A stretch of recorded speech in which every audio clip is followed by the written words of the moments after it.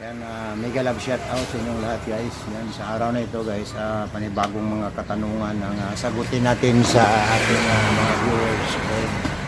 Dito sa vulcanizing shop, kailangan masagutin natin yung mga ano lang guys, ingay. Nasensya na po kayo dahil nasa highway rin.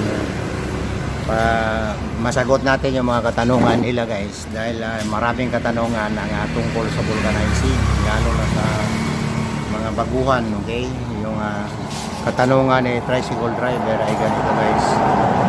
Una yung tanong niya. Okay, yan, boss, tanong lang ulit, stainless po ba yung lock cover niyan or yung aluminum po ng lata ng can? Okay, yan ang unang tanong niya. Kung stainless ba daw yung ginagamit. Yan, yung ganito guys. So, yan. Aluminum ba daw ito? Unang sagot po ay hindi po aluminum ito, kundi stainless po, stainless. Yung galing sa baso, yan ang sagot dito. Yung baso ba na stainless, dati dami-dami yan na binabiligya sa market. Yung baso na stainless na mga bili natin sa market, yan ang ginawa ko guys na ganito. Okay? Hindi po ito stainless, kundi hindi po ito aluminum, kundi galing sa baso po. Sa baso galing ito. Okay, yan. Pangalawang katanungan po, yung sagutin natin. Ito rin ang kanyang tanong. Okay, yun ang tanong niya. Pangalawang tanong, tricycle driver vlog 5527. Okay, sir, paano po malaman kung expire na ang gum?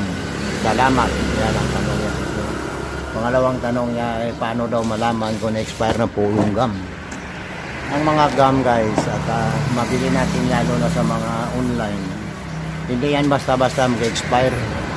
Ang gum na expire guys, yan, ganitong gum, ang mag-expire na gum ay pag inano mo siya, yung parang hindi siya gumaganyan, no? Yun, hindi siya maano. But ang gum na hindi expire ay pwedeng hilain. Pag hinila mong ganun at napuputol agad, ibig sabihin expire yung gum. Okay? But in my experience guys sa vulcanizing, ang gum ay matagal ma-expire. Okay? Lalo na doon mula sa manufacturer tapos papunta sa sealer, hindi basta-basta na-expire ang gum. Ang laging tandaan guys na ang gum na gagamitin natin ay quick dry. Kagaya nito guys, yan, quick dry. Yung manipis, yung ba, na may daming klaseng gum. At may mga ano din ako dyan, may mga vlog. Yan, yan. Marami kasi lang guys. Marami din kasi ang klase ng gum. May ganito yung brown color. Brown. Yan ang mga gum na ginagamit ko. But mabili mo ito sa nagabaligya ng mga inner tube o either sa online. Okay? Basta sabihin mo lang na ang gum na gagamitin nyo guys, yung manipis siya. O yan, ganyan sa kakapal, manipis siya. Hindi yan na basta-basta nag-expire. Taon ba yan ang abutin siguro bago yan mag-expire. Okay? Kaya yung quick dry yung gagamitin natin. Okay, quick dry. Okay, pangatlong tanong ni tricycle driver vlog 55527. Boss, ganyan po pag vulcanize ko, pero bakit kaya lumulubo po yung sa gilid ng vulcanize niya? Salamat po. Yan ang tanong na pangatlo. Ulitin ko guys pangatlong tanong, boss, ganyan po pag vulcanize ko, pero bakit kaya lumulubo po yung sa gilid ng vulcanize niya? Salamat po. Ang ibig niya sabihin guys, nandyan sa video natin, na parang lumulubo yung pag mag-vulcanize tayo, kagaya nito, kung parang lumulubo siya ba, yun, no? Kung kagaya nito, flat na flat siya, di ba? Yung mamaya, takita dyan sa video na lumulubo siyang ganon. So, lumulubo siyang ganon. So, yan ang katanungan na importante guys na masagot natin. Bakit lumulubo? Kaya naka-in-doubt na siya, pati yung gum na yun at nagiging dahilan na po, di ba? So sa video natin guys na makita nyo ay makita nyo dyan kung paano ko yan din solusyonan. Okay? Una-unang solusyon dyan guys, ito ipakita ko. Okay? Pakita natin, i-rotate natin yung ano ha, sandali lang, i-rotate ko muna. Ito guys, oh. Yan guys, kung gumagamit kayo ng ganitong klaseng vulcanizing, yan, yung timer vulcanizing machine, yung auto temperature control timing vulcanizing machine, ito ang madalas ginagamit ngayon sa vulcanizing shop, di ba? So ang gagawin natin guys, dahil yung tanong niya doon ay bakit lumulubo yung ano niya, yung bulkit, di ba? Yun ang katanungan ni tricycle driver vlog. So nauna explanation ko diyan guys. Ito guys, oh. Ang paggamit ng ganitong rubber, dahil pagbago pa lang ito guys, pagbago pa lang siya, hindi talaga yan maglubo. But sa katagalan mo kasi nagamit sa ganito, habang ginainit mo siya o either abutin pa yan ng ilang buwan o ilang taon, ang rubber na ito guys ay yung parang tumitigas itong rubber na ito.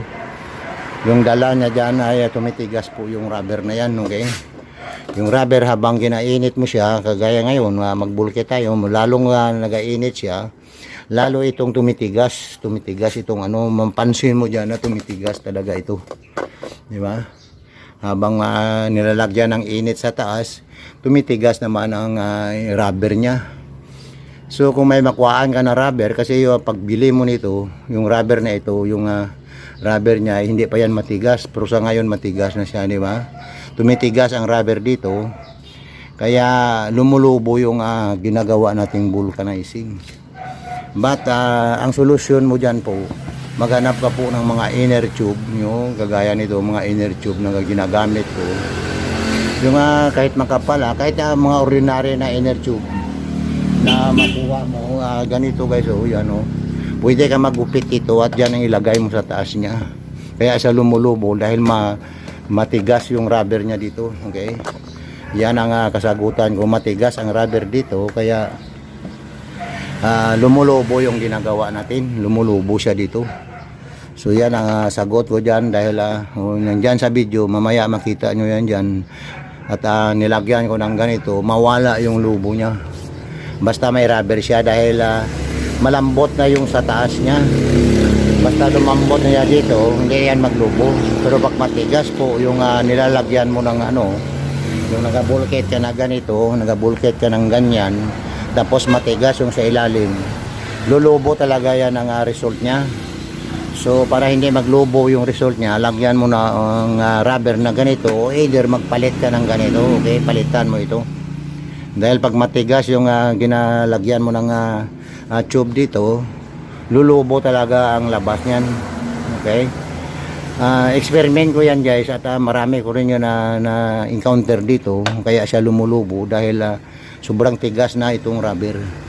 Kaya palitan mo, either magpalit ka dito ng rubber o maglagay ka na lang dyan guys ng mga panibagong rubber. Yan, mga ganyan, oh.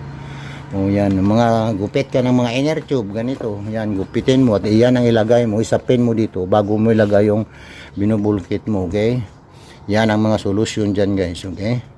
So yan ang katanungan na sagutin natin kay tricycle driver. Yan ang mga tanong niya guys. So yan, ginlista ko na nga dito yung mga tanong niya para makita natin kung anong mga katanungan. Yan, katanungan number 3 yan po.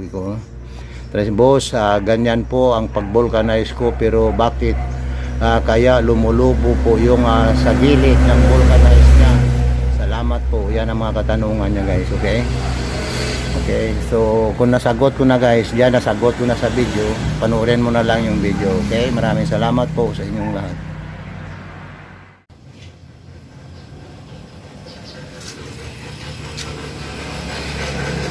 Mapok. Isusaw natin dito.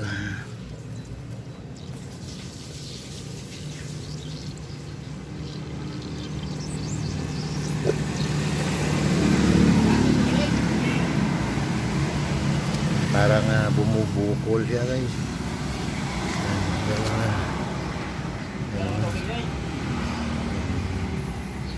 Bela na kaya ako lang na kunon. Bumubukol. Yan ang bulkit na bumubukol.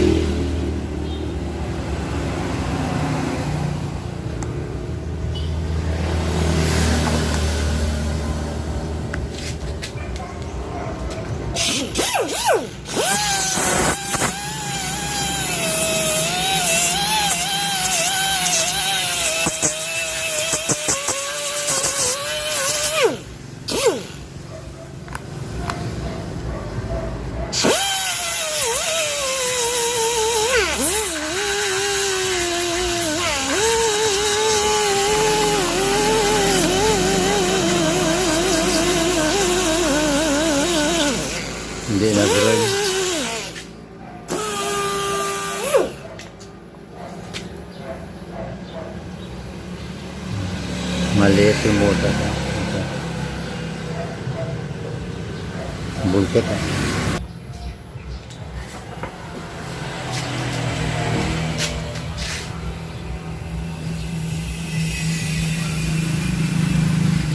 Hindi na kiss-kiss yan gusto. Ganyan ang itsura.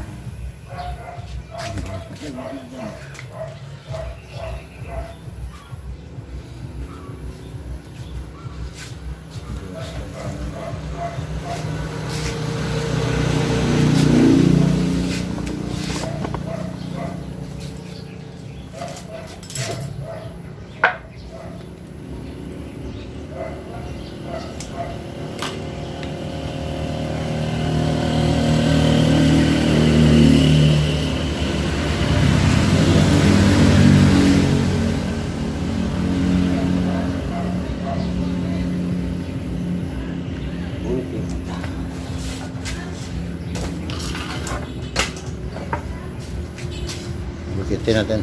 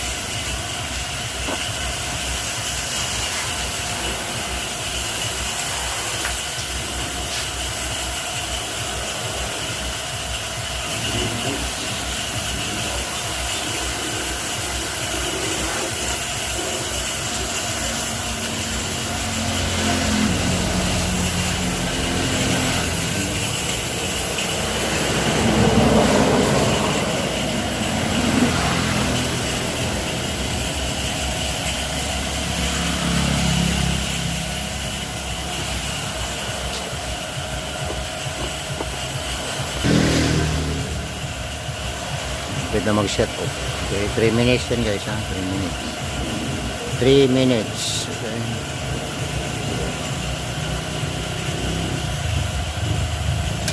Yun, update.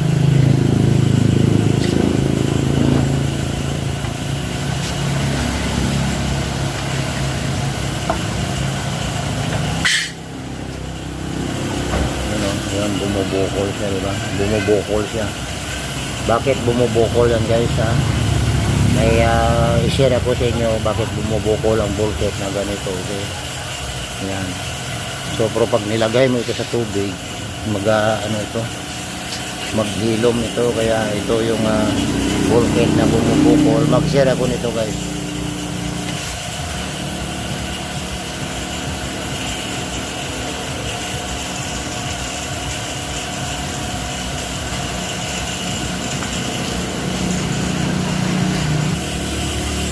Pag nilagyan natin ito guys, try natin ulit na bukol pa siya. Lagyan ng sapin, yun sapin.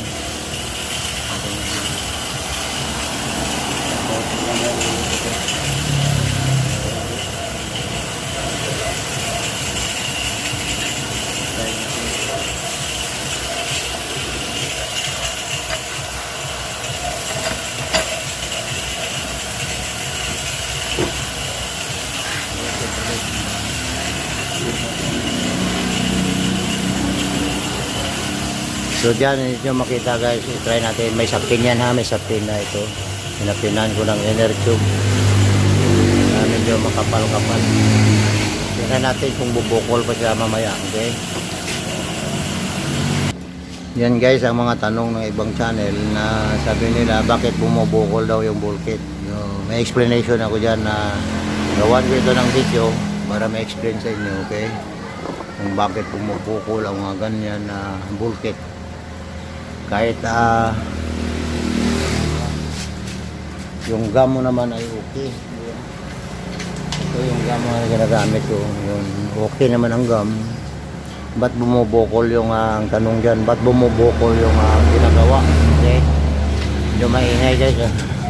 Kahit maganda man ang gam na ginagamit, bumubukol pa rin siya. Okay? Yan ang i-explain ko sa inyo. Tingnan natin guys, so malapit na mag-off.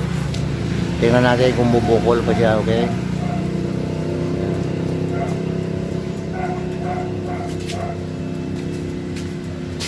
Pag-off niya, ano natin, i-open o malapit na mag-off. Tingnan natin kung bubukol pa siya. Yun, malapit na. Yun, nag-off na guys. Open na ulit.